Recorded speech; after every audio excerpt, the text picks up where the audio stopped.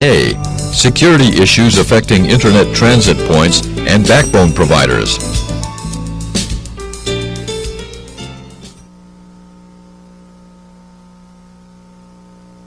So, if anybody's confused, just let them know that it's going on up here. So, with that said, if everybody's not coming in from the outside, we can close the doors and start up. I know some people downstairs were waiting for this last session to get out because it ran over a little bit. So if you're waiting to go downstairs, head on down. Okay, thank you. Next up is Batz. Batsy? What do you go by, Batz or Batsy? Batz, yeah. Batz. Batsy's in his email address, but ignore that. Somebody make this go. Am I good? Somebody make me go. There we go. Can you hear me? Okay, it's all good.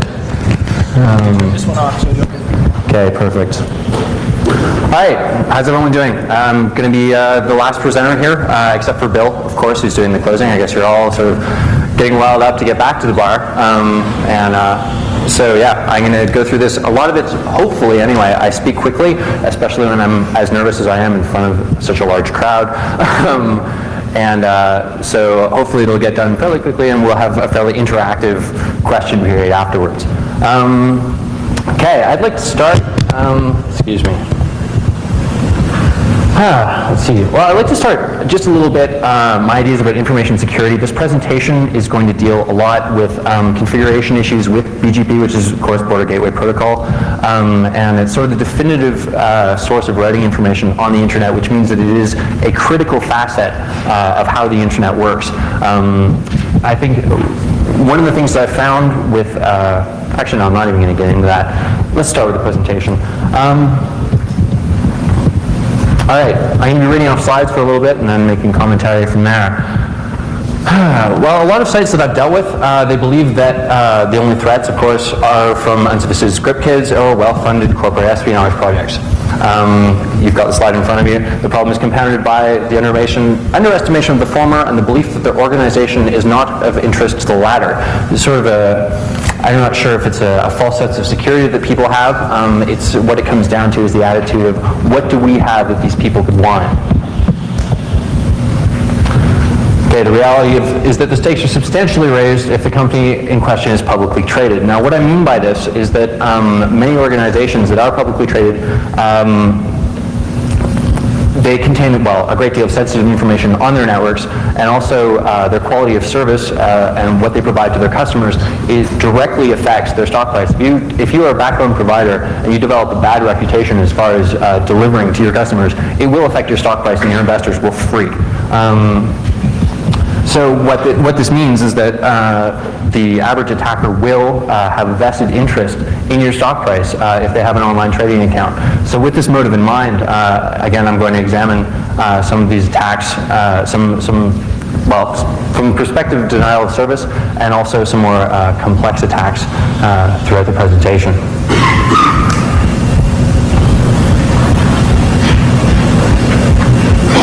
This is what I just said. All right, the internet is divided into routing policy domains called autonomous systems. What I mean by autonomous system is a group of routers that share the same routing policy. They're under a single administrative domain, usually a company, a single administrator or a team of administrators, so that anything that comes in or out of the network is obviously under the control of a single point of accountability. These are political and topographical regions of the internet. Most organizations only have one. There are large backbone providers that have many of them. That's actually where I've got most of my experience with BGP, is dealing with BGP through multiple autonomous systems. What I mean by political and topographical regions is that the internet, of course, is not a geographically divided system. The nation states or the administrative domains that we see geographically are now corporations. When you travel or send packets across the internet, you're traversing separate corporate territories. And under these corporate territories, you're subject to the laws or the service level agreements and also the acceptable use policies of these organizations. So the autonomous system is not only something that's used in BGP, but it also represents a very interesting political or geographical concept. Okay, and of course, many internet providers charge their customers based upon the amount of bandwidth they use over a set period. How many people, just a show of hands, how many of you are using BGP in your network? Wow, there's a great deal of you, great. Okay, how many of you have written documentation or are familiar with security issues with on BGP? Have you dealt with it extensively? Okay, we've got one. Have any of you written any books or RFCs, or is there Bassem Halabi or anyone in the audience here that's actually developed the standard for BGP, just in case I want to see? Okay, it's all good.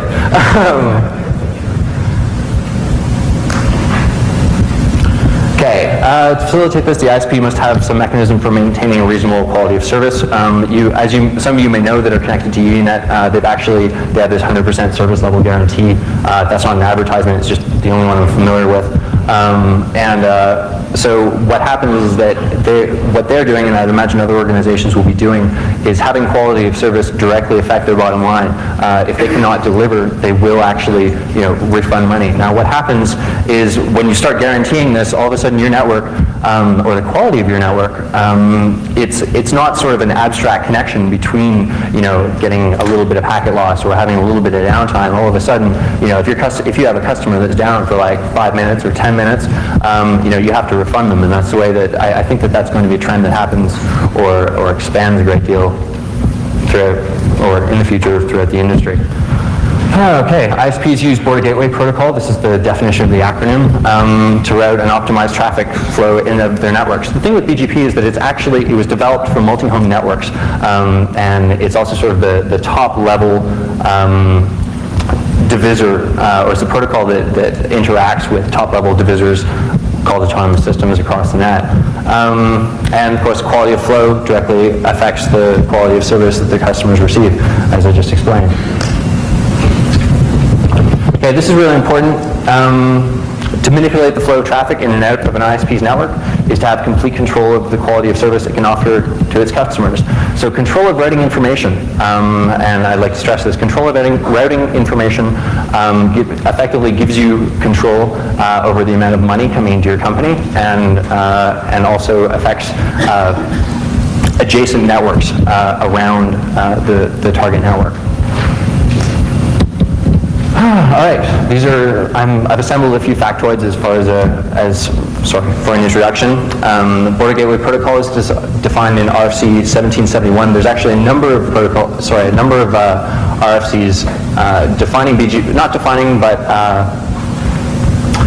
involving BGP, also talking about authentication. 1771 is where it's actually defined and where you'll find a lot of the content was gotten forth for this presentation. It uses TCP for transport, unlike, say, RIP, which uses UDP, so it's stateful, and it uses port 179, so it's an application layer protocol also. All right, it uses 4 kinds of messages during the session, so it's a relatively simple protocol in that sense. We have open, update, notification, and keep alive messages. Should I pull the mic in? Or should I just, yeah, okay. Okay, the open message, it contains a version number. We're using BGP version 4 just because that's actually the most commonly used version on the internet. I'm sure deep within inside Milnet and some other legacy networks that maybe earlier versions are used. But as far as the ISP world is concerned, BGP 4 is definitive. The autonomous system number of the originator of the session is contained with it. A hold time, which is a maximum time interval between keep alive, update, and notification messages, which will be explained in a moment. The BGP identifier, which is actually just the IP address of the source of the announcement. And I'm going to skip over this slide a little bit. But the important thing is that it carries authentication information. Now, what I actually missed in these slides is that there's a BGP message header that handles all of the authentication information, so it is not restricted solely to the open message. Okay, this is really the guts of the protocol. It carries routes and the information about them, particularly attributes, which are used to make decisions on whether a route is preferred or not. These are, as you can see, unfeasible routes length, withdrawn routes, total path attributes length, path attributes, and network layer reachability information. Okay, this information is the most relevant to our discussion, as path attributes are really what causes a peer to make a decision about a route. I'm going to get into the attributes shortly. keep alive messages. These are interesting because the protocol itself periodically sends out an empty BGP message to its peer just to say that I'm still here, I'm alive, the session is operable. It's actually an empty BGP message. There's no information contained within it, and they're sent, if they're not sent, for the period of a predefined hold timer, which I'll get into, the session will time out, and you'll see what's called a route flap, and I'll also get into that shortly. Okay, the attributes. We have origin, AS path, local preference, atomic aggregator, next hop, and multi-exit discriminator. Now, I'm going to go through each of these, and there will be little definitions of them. I will also explain aggregation because it's something very important that isn't done nearly enough on the internet. If any of you are on Nanog, I think that you probably know it pretty well, and those of you that are not on Nanog will probably find this information useful. Okay, the origin attribute communicates information about whether the route was learned from an autonomous system's IGP, which is, of course, its internal gateway protocol, or from a peer. It will contain all relevant information about the source of the announcement. Now, with that, what I mean by the IGP is whether a route was learned from RIP, OSPF. Those are the two main ones, IGRP, or any other more obscure protocol. Local preference is actually a big one, especially when we get into talking about communities. Local preference allows BGP speaker to assign preference to routes learned from a particular peer. This information is not propagated outside the AS to external peers. So a local preference is called local preference just because, well, I'm not going to say just because it's local, because the decision is made locally, and yeah, of course, not to external peers. So I'm losing myself here. Okay, AS path is a list of autonomous systems numbers that define the path to the origin of a route. These are known as AS hops. This information is the first attribute examined when deciding a metric or distance to a destination to decide the preference for the route. So if you think of it in the context of RIP, if you're familiar with it, RIP actually will check the number of hops between its source and destination, or wherever the packet is going, or how to evaluate the route. In this case, as opposed to using hops, it uses AS hops, which is the number of autonomous systems between the originator of the route and the peer that has received it. Okay, atomic aggregator is used if a BGP speaker has a preference set for a less specific route. The information must also be announced to all peers the route is announced to. Is that two? Aggregator, here we go. An aggregator specifies that a route being announced has been aggregated, or may not be completely routed by the origin autonomous system. This allows BGP speakers to summarize routes and not clutter global tables with longer prefixes. I'm going to do a brief comment about aggregation. If you have, let's say you have a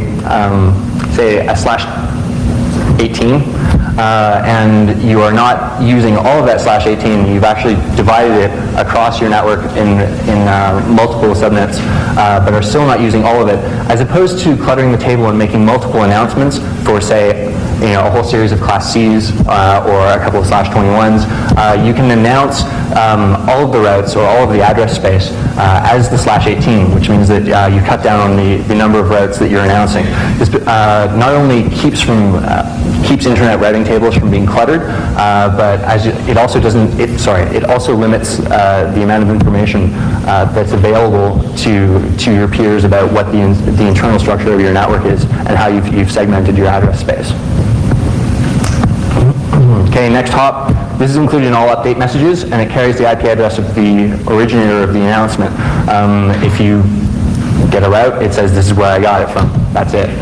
Multi-exit discriminator, I'm not going to be talking about this much, but it advises adjacent BGP speakers that the originator of a route has multiple adjacencies to a destination AS. So it will say that it has the route, but it has multiple ways of getting there.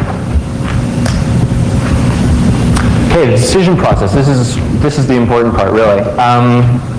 Next hop information is checked to see if it's reachable, because if it says, I'm going to send the route to this next hop and it's not available, it's obviously going to drop the route. Local preference is checked to see if it's higher than, see if it's higher than similar routes from other sources. This is something that's defined, again, by the local administrator.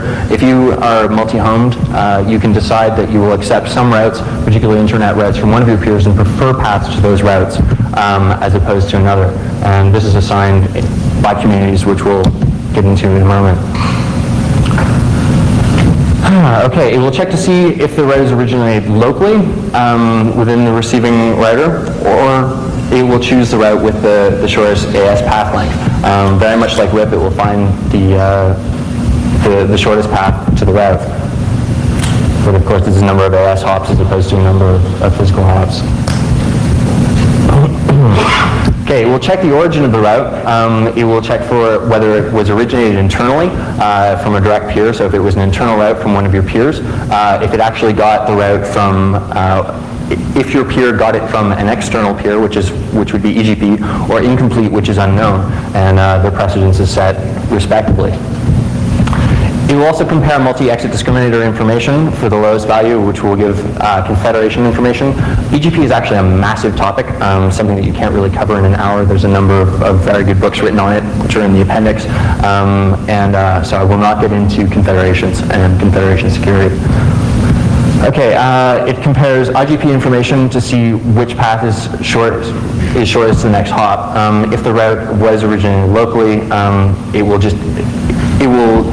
take information from, say, either RIP or OSPF and use that if all other information is the same. And if worse comes to worse, it uses the BGP router ID, which is implementation specific. Cisco, of course, uses the lowest IP address of the loopback address of the peers. So if you have two peers, whoever has the lower address space, it will prefer that, and that's really the last resort. Okay, communities. These are defined locally within the autonomous system and correspond to the assignment of attributes to routes being announced to them by their peers. This is also the case for ASs wanting to shape traffic coming into their network from their peers. These are actually hammered out in any peering agreement. I'm sure if any of you are doing BGP with your customers, you may allow them to use communities. For those of you that aren't, or just getting into BGP, I'm going to explain a little bit about what they are. Okay, a network provider may be allowed to announce routes to a peer using communities provided to them as a part of the peering agreement.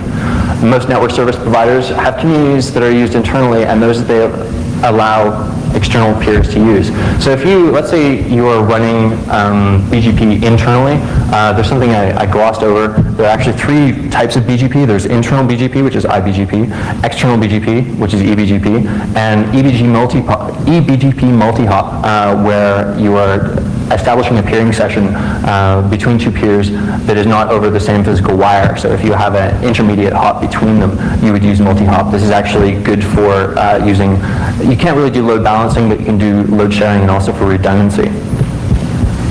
Now, what's important here is if a route is announced with the correct community, the recipient peer will alter its attributes that it assigns to the routes.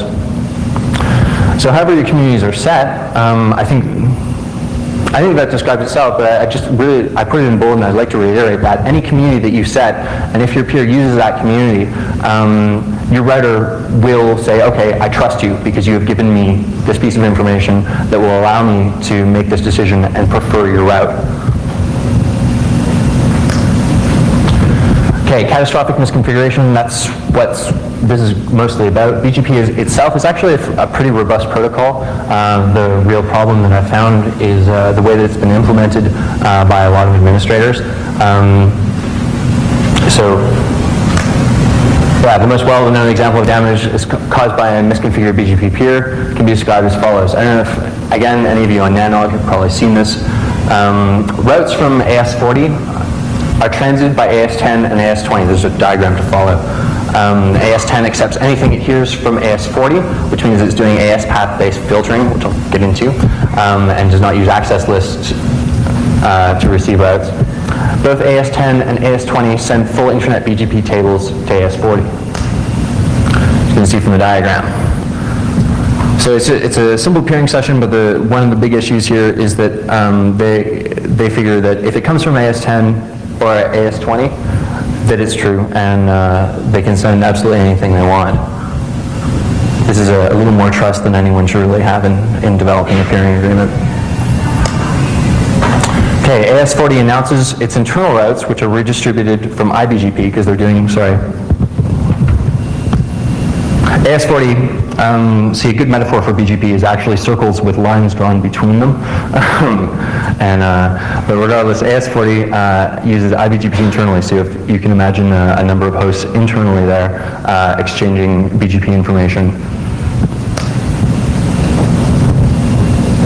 And of course, the problem is when AS40 redistributes its full internet routing table into its IBGP tables. So again, back to the diagram. We have AS40 getting full internet tables from both sides. And what they also announce back are just simply their routes. Let's say they have a /16. Problem arises, of course, when the full tables from AS20 and AS10 get internal or are internalized or redistributed into the internal BGP session of AS40, which of course sends that back out into its external BGP, which you'll see from the next slide. The internet routing table is then redistributed from internal BGP, and the other thing is that it changes its origin. Once you have redistributed it into your internal BGP session or inside your AS, when you announce it back out again, it will no longer be flagged or have an origin of originating from an external peer. All of a sudden, these internet tables that you got from your peers are originating from your network. As you can see from this diagram here. So AS40 has decided to announce the full internet tables from AS20 over to AS10, saying that I didn't get them from AS20, in fact I originated them from inside my network. Also the same between AS40 and AS20. AS40 is effectively announcing that the entire internet originates from within their network. Some of you may have seen this occasionally where all trace routes to anywhere end up at a particular network, and this goes on for about an hour or so, and then again, if you check a few mailing lists, you'll find out that someone has actually done what's called mutual redistribution, where they, of course, have decided to announce the entire internet as originating from their autonomous system. Yes, we can laugh now, but for those of you that could, I think the ones that aren't laughing are the ones that have been directly affected by it. Okay, the result is that all internet-bound traffic from neighboring ASs will saturate AS40's network and make the internet inaccessible to any peer AS that is listening to the announcement. Now, this, I'm going to flip back a little bit to this diagram. That one will do. This means that if the announcement, let's say from AS10 propagates to AS30 and any other peers, depending on however they're filtering their routes, that means that the internet is effectively inaccessible to anyone that this route propagates to. Let's say there was a number of other circles and lines going off to the left or your right. That means that they would effectively believe that the internet originated from AS40.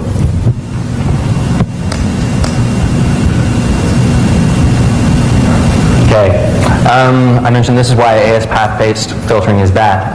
I glossed over that, I'll mention it again. AS path-based filtering is when you trust that any route coming into your network is correct solely because it originates from a particular peer or a list of peers. Okay, AS10 is configured with the following errors. There's actually an illegible slide at the very end of the presentation with a very small font with a mock-up Cisco config. If you can read it, well, cool. Otherwise, I will leave it up here after the presentation, and you can compare the two of them and see if you can decipher what I've actually written. So AS path-based filtering for all peers and accepting all routes indiscriminately. It does not configure filtering for RFC 1918 addresses or other AS's net blocks. And it has IGP synchronization turned off. IGP synchronization, this is something that I've seen a lot with ISPs, particularly for performance issues. What it is when BGP decides that a route that was originated internally when it looks at that route, it tries to decide whether the route is still valid. So it will check with your internal gateway protocol to find out whether that route is still valid. So you're synchronizing your internal routes with your external routes. This is turned off because every time it looks for an internal route, it has to look it up, with RIP or OSPF in those tables, and some people have experienced a performance hit with this. Now, with the reason I think that people should use synchronization is A, it's mentioned in the RFC that you have to, and B, that if a route happens to leak from your IGP, let's say an RFC 1918 address block, if that happens to leak into BGP from your IGP, BGP doesn't care. It's not going to look. It's not going to find out whether RIP has withdrawn it. It will not find out whether the route is looped. It really doesn't care. So what happens is that all of a sudden you have this rogue or leaked route in your BGP table, and it takes a little while to track down, and it has to be manually cleared from the router, is that the routing protocols won't look at it and say this is bad. So it's an administrative hassle, and if it happens to be someone's route and is causing them to be disconnected from the rest of the net, it can really affect your quality of service. Okay, an unspecific single route map that allows all peers to announce routes with all communities to them. The obscurity of the communities is the only thing preventing a peer from using them. Okay, what I have seen is a configuration, and you'll notice in my obfuscated config in the back, that as opposed to putting together route maps on a peer-by-peer basis, all communities will be defined within a single map. This means that if you have assigned a particular community to one peer, and you also have your internal communities within the same route map, if you have a customer if you have a customer that is a mutual customer of yours and another customer, one of them may be able to use your internal communities to get a higher preference for their route to their network. This is essentially sucking traffic from your network to theirs.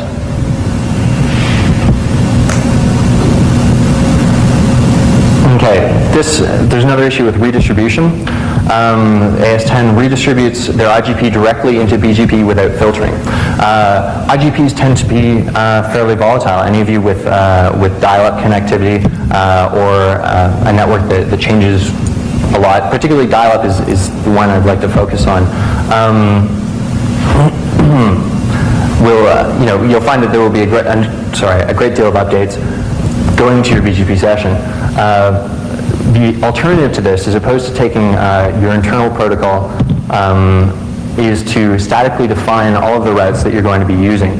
This is also where aggregation comes in and summarizing your routes. Let's say you have 10 Class Cs spread over your network, and as opposed to announcing those 10 Class Cs to your peers individually, you can summarize them as, sorry, I can't do CID on my head that fast. As opposed to announcing them as 10 separate net blocks. Can anyone do it in their head really fast? Anyone? Okay, I didn't think so. I don't feel so bad. You can summarize them to a single route. This means that you are not trusting your internal protocol for getting definitive information that you'll be announcing to your peers. The other flaw with AS10 is that it does not aggregate the routes. Okay, again, looking at the config, those of you familiar with Cisco configurations, it is actually impossible that a single peer may simultaneously have all of these errors. Some of them cancel out each other, but many providers, either for necessity or ignorance, have at least one of them. Okay, aggressive routing. This is something I've actually received a lot of questions about, particularly from the proposal. It seems somewhat far-fetched, and I've seen it a couple of times, and that's why I thought I'd bring it up. AS10 has a customer, AS40. I should have actually had a diagram there. Who's multi-homed with a T3 to AS20 and a T3 to AS10. I mentioned a T3 just so that they have an equal capacity link to each other. AS10 assigns a local preference of 100 to all customer routes and assigns a local preference of 120 to routes learned from its internal BGP peers. Local preference actually, just to mention, the higher the local preference, the more preference it will be given, as opposed to other protocols where lower numbers will give you a higher preference. All right, both AS10 and AS20 charge customer AS40 using traffic statistics. So however many megabytes per month they use, they're charged for it. Now the trouble arises, there's actually going to be a diagram. The trouble arises when AS20 announces all of their routes to AS10 with the community 10.120, which means AS20 is saying, all right, we want a local preference of 120 assigned to any routes that we announce to you. So 253.1.0.0/16 with an origin of AS40 is announced from AS40 to AS10 and also AS20 respectively. This is another diagram. So as you can see, that route is being announced to both peers. Okay, so AS10 assigns a local preference of 100 to this route and announces it to its peers as 253.1.0.0/16 with an AS path of AS40 and then AS10. AS20 also assigns a local preference of 100 to the route and announces it back to AS10 as 253.1.0.0/16 with an AS path of AS40, AS20, and the community of 120. Now you'll notice that the AS paths here are equal.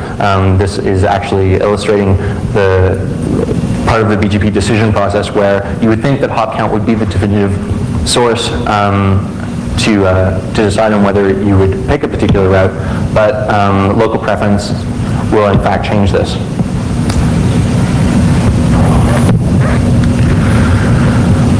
Okay, so we have the route being announced to AS10 and AS20. And of course, AS20 is re-announcing that back to AS10 with a community where AS10 will prefer the route from AS20 instead of the one from AS40, even though their AS path lengths are the same.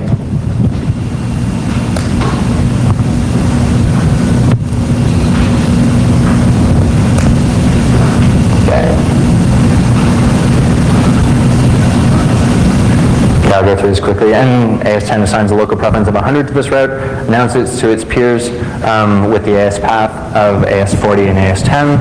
AS20 also assigns a local preference of 100 to this. And regardless, because AS20 knows AS10's communities, AS10 is sending all traffic to the customer network and is being received by AS20, who, because of its local preference, is seeing a great deal of traffic heading down the customer link to AS40. So as you can see from the diagram, because AS10, even though they have the same AS path length, AS20 has discovered the communities that AS10 uses and figured out a way for AS10 to prefer its routes and is thus sending traffic back to AS40 via AS20. So what's happened is that AS20 has in effect stolen traffic from AS10 to its customer network. Now, again, in the situation where they're charging on a per megabyte basis, AS20, will be making a little bit of money on this, and AS40 will also see one of their links very saturated. Now, I have actually seen this done in practice in real life. I was very surprised. I thought it was actually ignorance on the part of one of the participants. In this case, it would have been whoever was representing AS20, but the thing is, after asking them to fix it, it actually reoccurred a couple of times. So depending on the amount of traffic on the link, this will either saturate the link, causing a denial of service, and affect the traffic statistics on the customer interface. And as I mentioned, this has been observed and unattended for periods of time exceeding a month. This project, this has been observed in the wild. Okay, propagation of spoofed RFC 1918 addresses. Now, most of you, I hope, are using access list to filter routes from your peers. You should not be accepting any announcements of RFC 1918 addresses, as mentioned in the RFC, and also just common sense. The best way, of course, not to let these into your network is by filtering them wherever you're receiving your routes from. So AS20 has a dedicated customer who's using a packet filter on the border of the network using a 10/8 block. And the Internet Visible Gateway is 253.1.2.1. Now I'm using 253.1 just because it was the only net block counting down. It was the first net block counting down from 255 that wasn't assigned.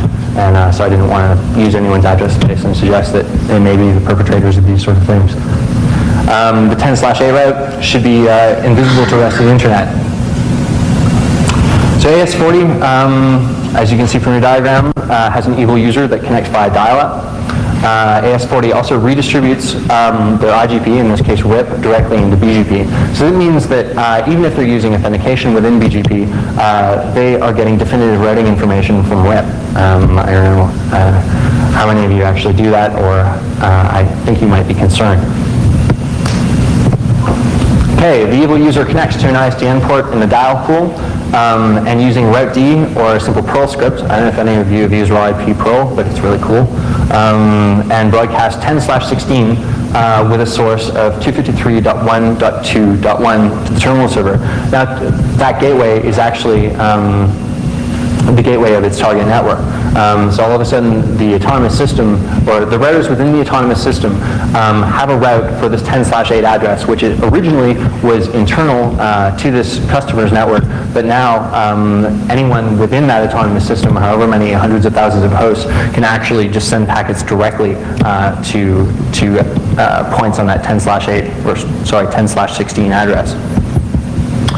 So this terminal server sends this information to the core router, which accommodatingly redistributes it to AS10, which in turn propagates the announcement to the target AS20.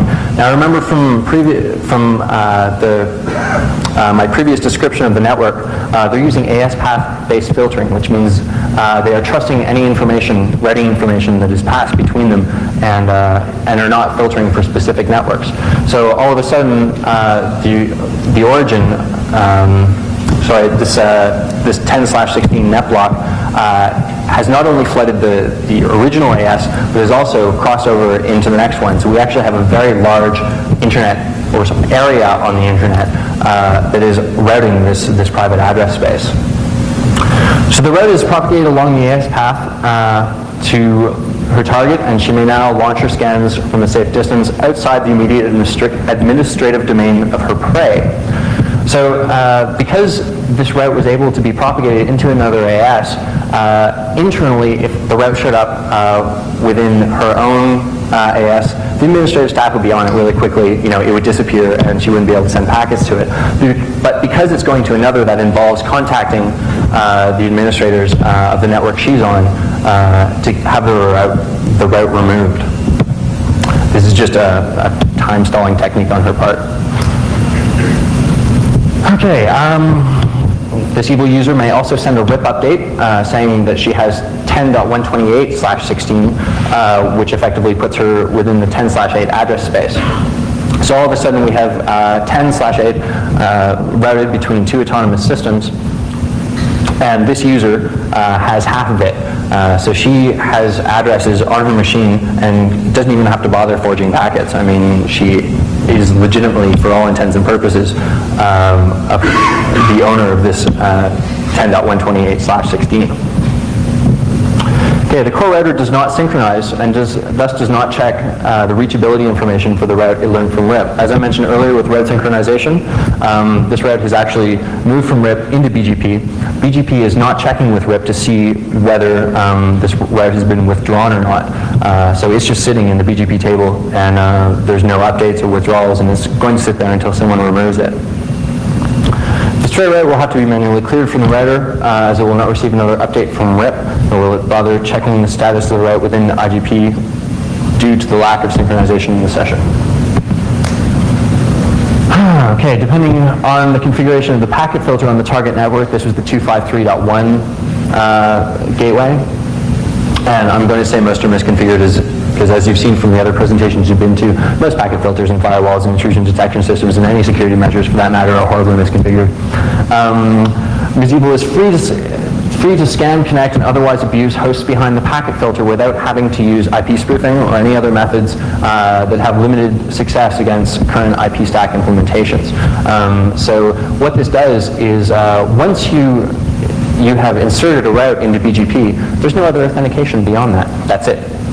You are the legitimate owner of that route until some administrator somewhere says, what the hell are you doing? In many cases, it takes a while for that to happen, and in fact, that period of time is often enough to compromise a network and simplify the process greatly by not having to actually use anything in the IP stack to do so. Okay, black holes and wormholes. The most well-known application of purposeful black holing is Paul Bixby's MAPS RBL, which announced offending net blocks to subscribers via eBGP multi-hop, where the offending route's next hop information would be changed to an address that would simply drop packets. Now, I'm not sure whether there's, it'd be interesting to see the split between people that are subscribers to MAPS RBL and those that have been a victim of MAPS RBL. So those of you that have been victims, my apologies, and I guess you're very aware of how effective this is as far as dropping traffic and denying service to an offending network. Okay, the difference between a black hole and a wormhole is that a wormhole has a host that the black hole route, a wormhole is simply a black hole where you have the route assigned to an interface. I'd like to get into the Paul Bixby changing the next hop information. What happens is, as opposed to writing them, simply announcing a route when you're black holing it, black holing a route, sorry, I'm falling over myself here. Black holing a route involves announcing a route that you don't actually have. In this case, you're accepting routes from a source, which is a route server that Bixby put together, and what you do is you change the next hop information to an interface that will not answer. As opposed to re-announcing it to your peers, you simply take it, change the next hop information, and it goes to the bit bucket. Okay, of course, black holing your route involves announcing to your peers that you have a route to a network that you in fact do not. All peers that are listening to your announcement will send traffic destined to the offending network to your router, which will promptly send the packets careening into the bit bucket. I think some of you may have experienced someone else announcing your route when they don't have it. This is usually, or the most common symptoms of this are a sudden drop in traffic coming into your network, and then checking route servers and route reflectors and route looking glasses to notice that someone else is in fact announcing the routes that you have, or announcing your routes. This method has proved extremely effective in cutting down the amount of spam on the internet by shunning routes to providers that could not keep their users in check. Now, legitimate black holing can be accomplished by establishing a multi-hop BGP session with the source of the black hole networks and maintaining an access list of the routes that you wish to accept from the black hole peer. It's probably the most effective denial of service attack thus far conceived on the internet, and I've mentioned here, and I had to add it, it may more effectively be named a denial of existence attack, because, I mean, again, if your route is not out there, it's not an issue of just, smurfing a box and it can't respond. All of a sudden, the network that you're on is just not there, like poof. Like, I can't emphasize that enough, just poof.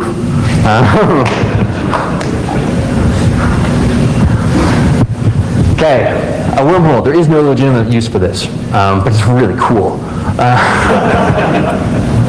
Creating a wormhole involves finding a route to a target network and attempting to propagate an announcement that it in fact terminates on your own network, where a host with the wormhole networks is being configured to respond to services that the target would ordinarily be providing.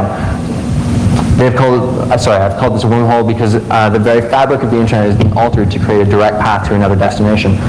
Simply put, someone you don't like, find out what their route is and announce it to everyone.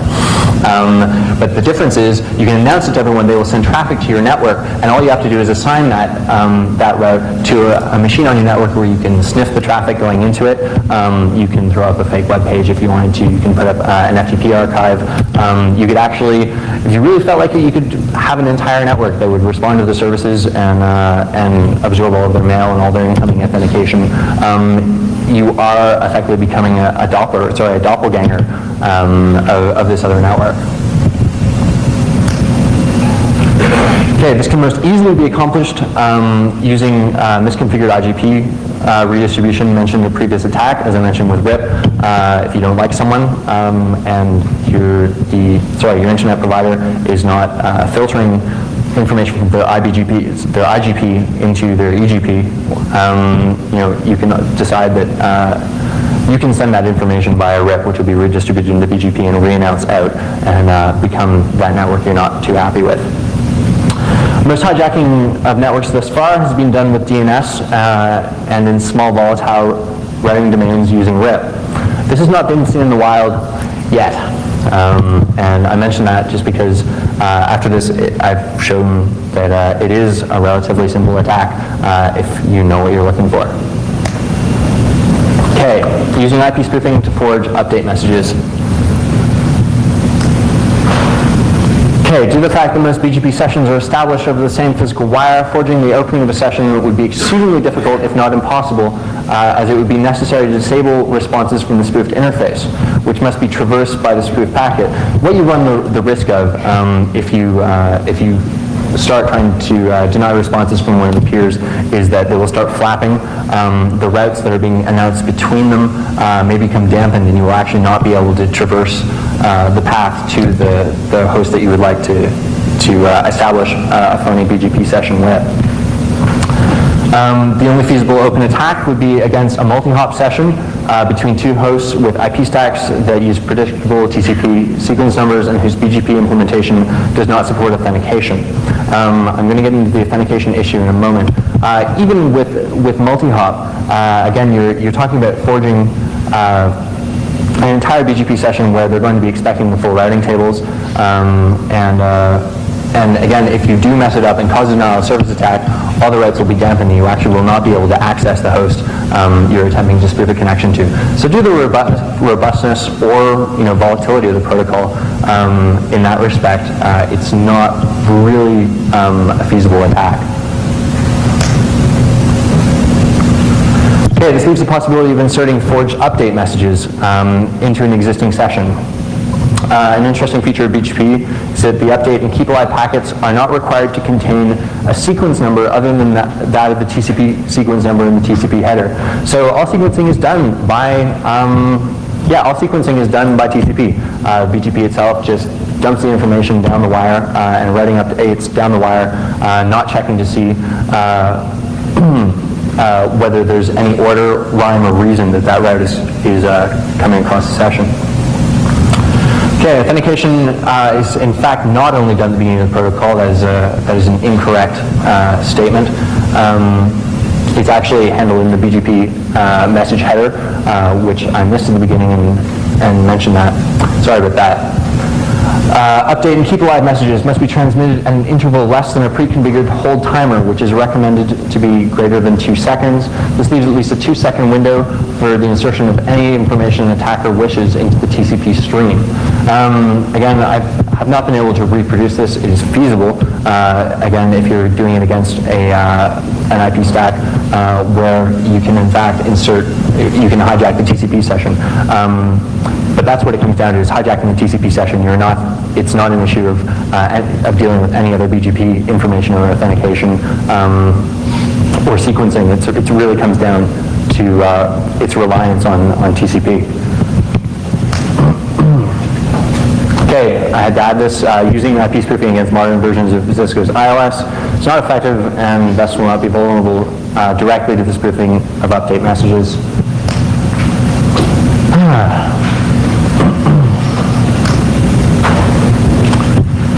Okay, Cisco's iOS allows for the use of MD5 for authentication of peers. iOS also has very random TCP ISNs, and it would be extremely difficult, if not impossible, to insert a forged update message into a BGP session between two Cisco routers. Information about how this authentication is done was not available to the author due to its proprietary nature. I actually hunted around a fair bit and could not find any documentation on exactly how it is done. The documentation I've read says that yes, we use MD5 authentication, but the details of that are beyond the scope of this document consistently. So if anyone wants to do any further research or Cisco would like to divulge that, that would be really spiffy. Okay, Merit's free version of GateD goes through the motions of authentication, but does not currently seem to have any strong authentication available. Now, this is the free version. After going through the source, looking for the authentication routine, it was observed that GateD only looks for a string of all ones in the authentication field of the BGP message header, not the open header. A string of all ones signifies to the BGP speaker that that no authentication mechanism is present. This is really done for interoperability. I was very surprised to find this. In fact, I did a lot of combing through the source to find this particular problem, and of course looked at the manual, and there's an option called no auth check, and it's right there in front of me in the documentation, so I didn't really have to go through the source, as mentioned here.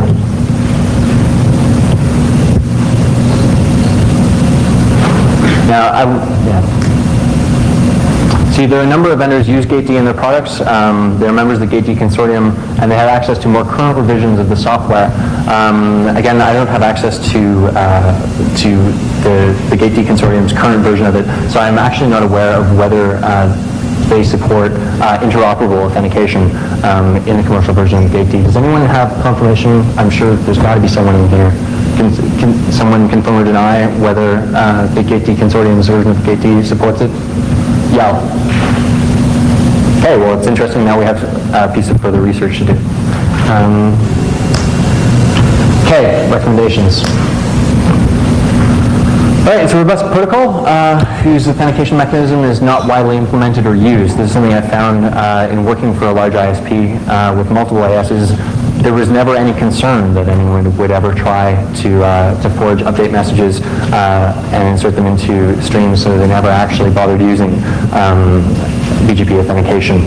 There is one large provider that in the last 8 months or so has done it, and I think that may set a trend in using it further. I'm not going to name names because I've seen what happens when people name names around here. Let's see. Okay. Yeah, just as a note, it's possible to arbitrarily alter paths on the internet. The proper precautions are not taken in the configuration of routers. As you've seen, BGP being the definitive source of writing information on the net, anyone that has control over a border router effectively has control of not only the owner, the AS that router belongs to, but all peers that are listening to that information. And we're talking about a massive amount of influence here. I think it's been likened to bigger than God. Okay, BGP routing tables are a definitive source of information, yada, yada, yada, yada. Okay, it is possible to insert false information into peering sessions either by abusing misconfigured routers or actively inserting information into the peering session. This is really a summary of the presentation and a few conclusions. The consequences of a misconfigured or abused network can affect the global internet, as we've seen particularly with mutual redistribution. If you have a very large provider that spans the globe and all of a sudden they start announcing routes from the external internet as originating locally, if they have enough peers, it will cut off massive amounts of the internet. We've seen this happen. Again, I'm not going to name names, but those of you involved in the Nanog list or have ever been affected by it, you know who I'm talking about. So.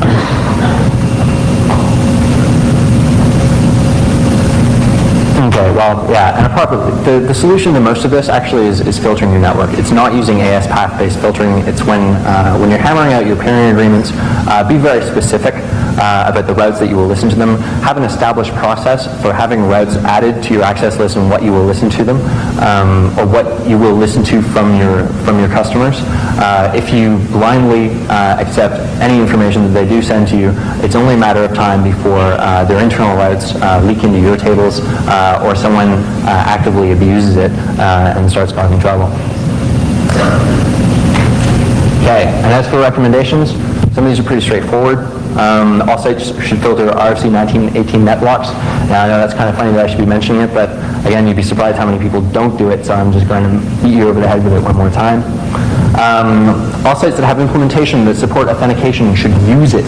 I think beginning with this presentation, and also I've heard some other sort of grumblings in the underground, that this will be a future area of research for a lot of hackers, and because it really is the amount of power that BGP can allow someone to have, I think it's going to become a target and an area of research for some less savory folk, and so I think authentication is definitely necessary.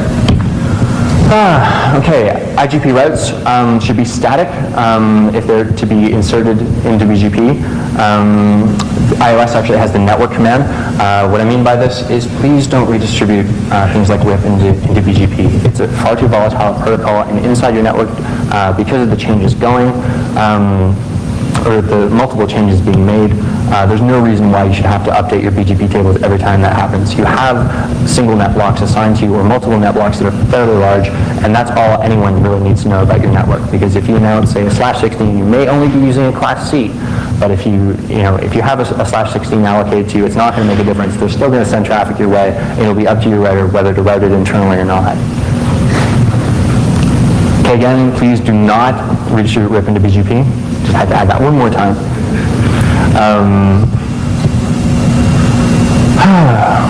Okay, be careful if you absolutely must redistribute BGP routes into your IGP.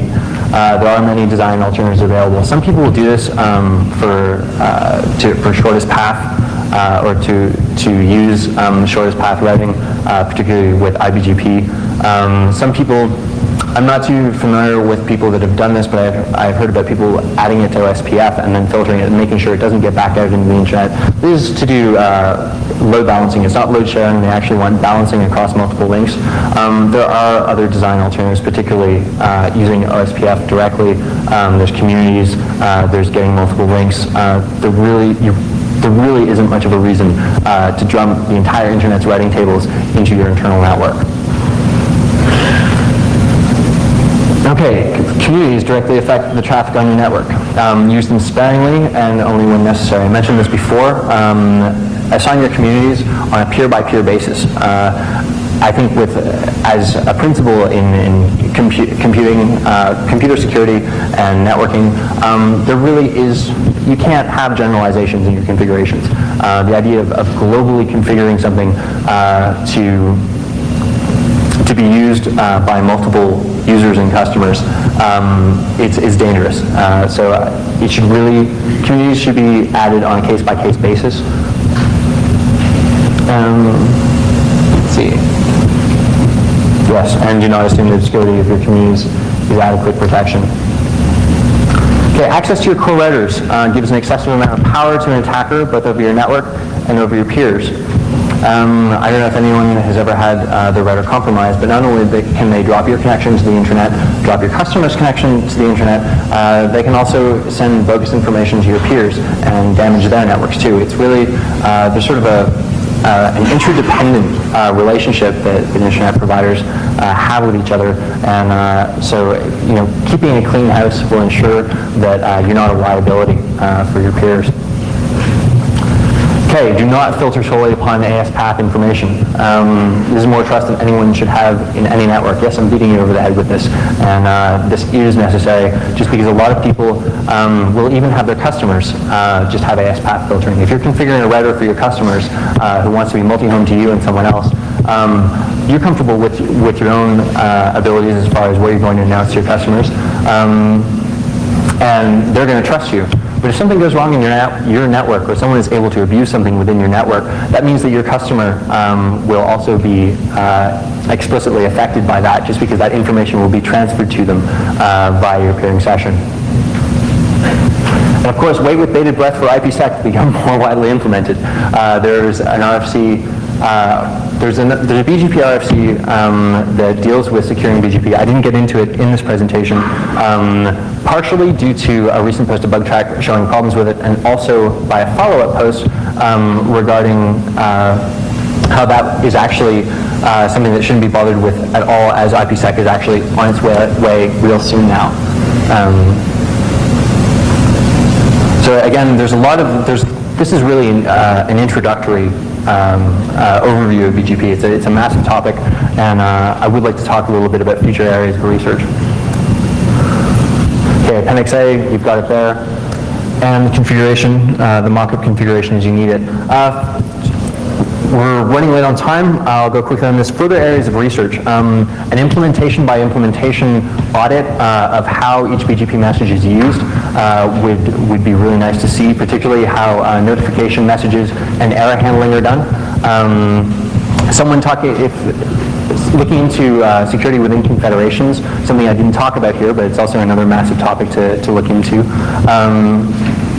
And also, looking for a more robust way to authenticate BGP peers.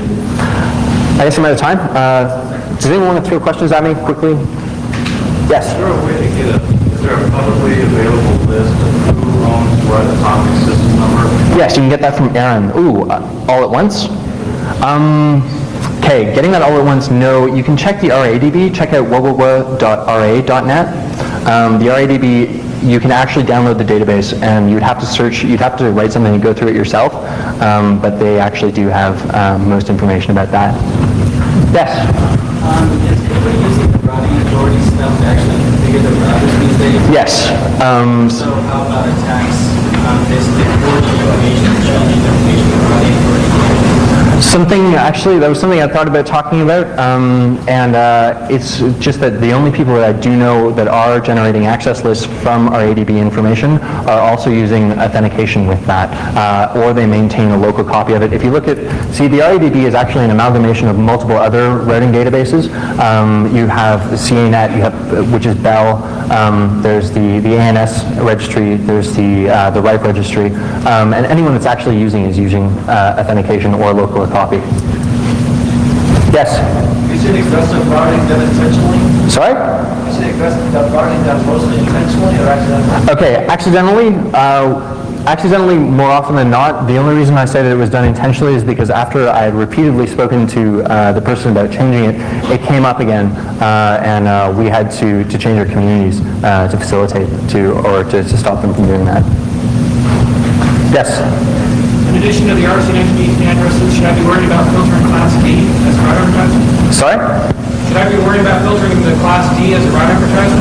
The Class D is in multicast addresses? Oh yeah, sorry, that was something that I should have added. Thank you for pointing that out. Yes, multicast addresses are something to be included when filtering things like RFC 1918 addresses and things you shouldn't be allowing into your network unless you are explicitly using them. Over there? There's someone over there? Someone's pointing? No? There. What? Yeah. Okay, if this session times out, the session is reestablished with a new open message. I mean, it will, yeah, if the session does time out after, are you asking about the hold timers, or are you talking about the entire opening of the VGP session? The entire opening of the VGP session? An open message is sent. Just a moment, I have to go. I'm going to head back to the top of this.